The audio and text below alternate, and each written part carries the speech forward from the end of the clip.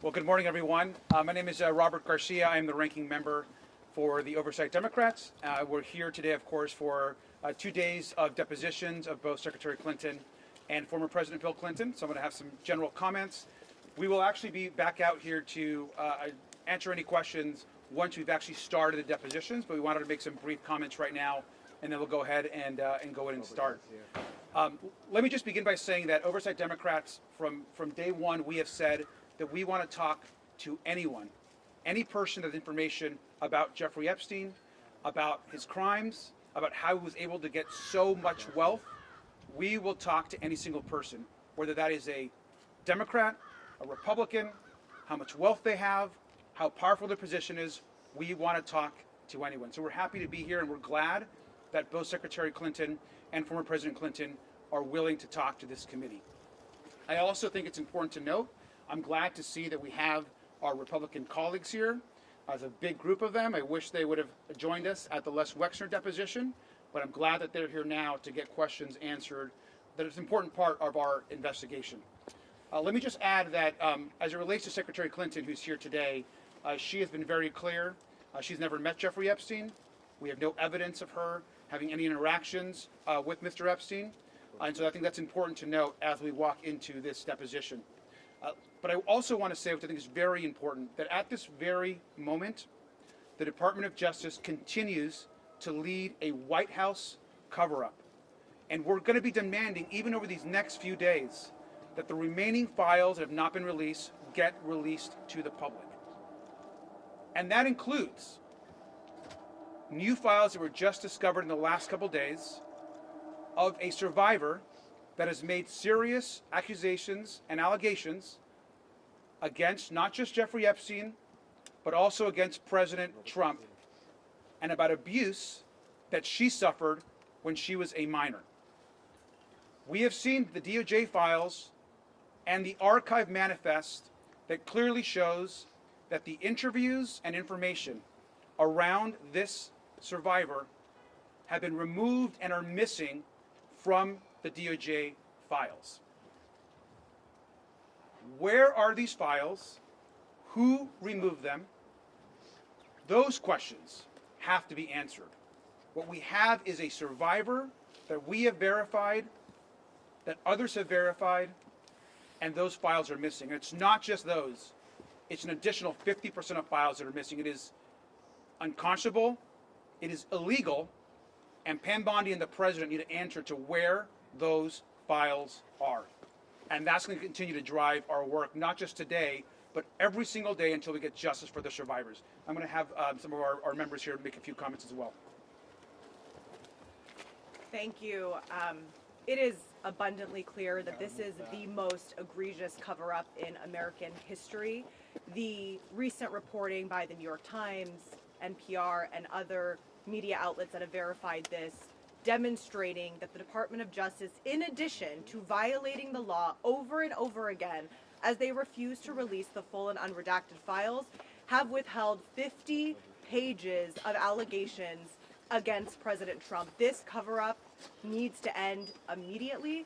I am glad that we are here today as part of this ongoing investigation, because we will accept any information that anybody can give us about Jeffrey Epstein's vast child sex trafficking operation. I just want to say that young people in this country are watching right now. If the most powerful people in the United States of America, the elite and rich and powerful men and women, are able to get away with these heinous crimes, then we are sending a horrible message to young people in this country that powerful people will always protect themselves and the rule of law does not apply to everyone. So I look forward to the next 2 days, and we know that there is so much more to uncover here, and we expect to get answers from the Department of Justice immediately. Thank you. I'm Congressman Suhas Subramaniam. We're here today in New York to talk to Hillary Clinton, and tomorrow to talk to former President Bill Clinton. I want to make clear that there were no Republicans in Ohio to talk to Les Wexner, who bankrolled the Epstein's fortune for the most part and allowed a lot of his crimes to happen. Yet Hillary Clinton, who maintains that she doesn't recall meeting Jeffrey Epstein, is here today, and we have a lot of Republicans here today. That underscores to me the partisan nature of what some of the Republicans on our committee and in Congress are doing and the way they're approaching this investigation.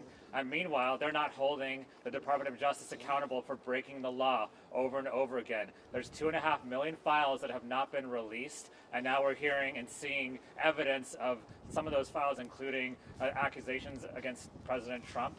We know that there are other information in those files that clearly is not about protecting victims. It's about protecting people who committed crimes. And so we, as Democrats on the Oversight Committee, are going to continue to approach this investigation in a nonpartisan way, because all we want is the truth, and we want justice for the survivors, and we want to make sure this never happens again, no matter how rich and powerful the perpetrators are. Thank you. Speaking of rich and powerful, how come Thank the you. Clintons weren't enforced? I'm James Walkinshaw from Virginia. We are here today to continue our investigation into Jeffrey Epstein's crimes. And it's important to note, and as others have said, there is no indication, zero, zip, zilch, nada, that Secretary Clinton had any knowledge of Epstein's crimes. She submitted a sworn statement that she never met Jeffrey Epstein, and my fear is we're here today as part of a political exercise, part of a long-running fever dream where Republicans want to lock up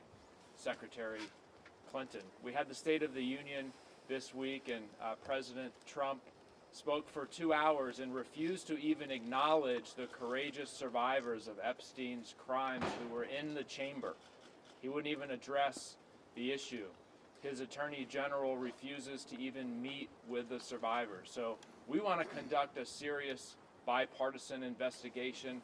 I'm glad that President Clinton will sit down with us tomorrow and answer questions about his relationship with Jeffrey Epstein.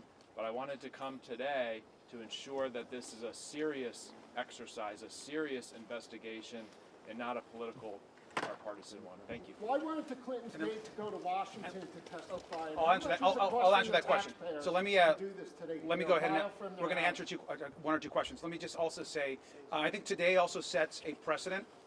So I want to be very clear that we have said from day one that we want to talk to former President Bill Clinton, and the other person we want to talk to is current President Donald Trump. And so we should be very clear that now that we're going to hear from former President Clinton, I hope that Chairman Comer and the Republicans will join us in demanding that the person who actually appears more times in the files than the former president, who we want to speak with, is President Donald Trump. And so let's get President Trump in front of our committee to answer the questions that are being asked across this country from survivors and from those who have been brutally attacked and raped, sometimes as children. Let's release the files and answer one or two questions. Thank you.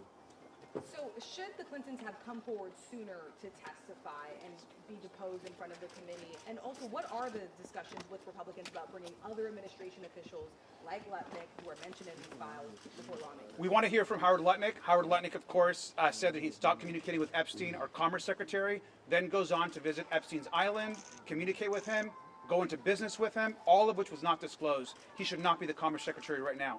As it relates to the questions about the location was selected by Republicans. The majority controls where and how these depositions are done. We want to continue hearing from folks. Just a question. What could they possibly ask Hillary Clinton all day? They've mentioned Maxwell at the wedding. And what questions, you said you're happy to talk to anyone. What questions do you have for Hillary Clinton, given that she said she has no connection? We're gonna give the Secretary an opportunity to clarify any questions that Republicans might have, that we might have. Look, if she has any information that could be helpful to the investigation, we want to hear that. And so we're going to find out here. And we'll report back what's actually being asked. But broadly speaking, anyone that has any information, whether they're Republicans or Democrats, we want a nonpartisan investigation, and that's going to include ensuring that President Trump comes before our committee. Yes? Do you have questions about the Clinton Global Initiative and the fundraising involved? There's going to be questions asked about that. So thank you very much. We'll come back out. Thank you. Hillary Clinton